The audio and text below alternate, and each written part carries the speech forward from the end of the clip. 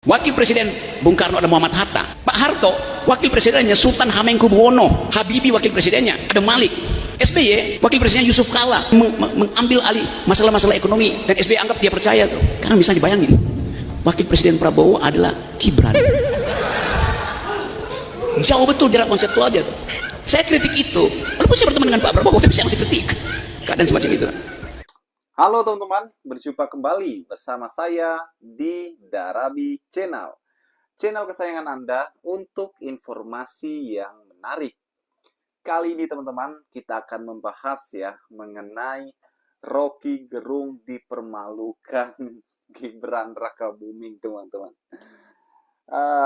Jadi Rocky Gerung ini seperti biasa selalu ngoceh dan omon-omon saja mengkritik mulai dari Jokowi hingga anak-anak Pak Jokowi, teman-teman ya, termasuk Gibran ini ya. Dan di sini Rocky Gerung itu membandingkan Gibran sebagai wakil presiden dengan wakil-wakil presiden sebelumnya, teman-teman. Jadi Rocky Gerung ini mengatakan, ketawa ya, dan mengkritik Gibran ini dipilih menjadi wakil presiden Prabowo. Disinilah otak daripada Rocky Gerung ini, teman-teman ya. Seolah-olah Gibran ini tidak bisa berbuat apa-apa, teman-teman. Seolah-olah Gibran ini tidak sanggup menjalankan tugasnya sebagai wakil presiden.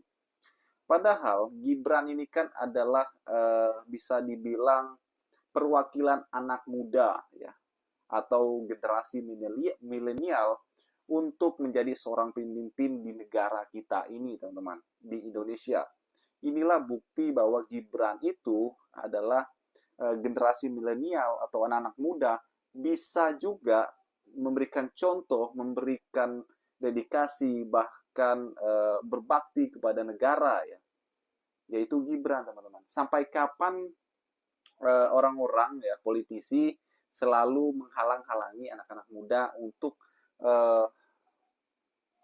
bekerja atau untuk mengabdikan dirinya kepada negara Indonesia. Ya, inilah waktunya anak muda itu dikasih jalan, dikasih karpet, yuk. Sekarang Mas Gibran itu adalah wakil presiden.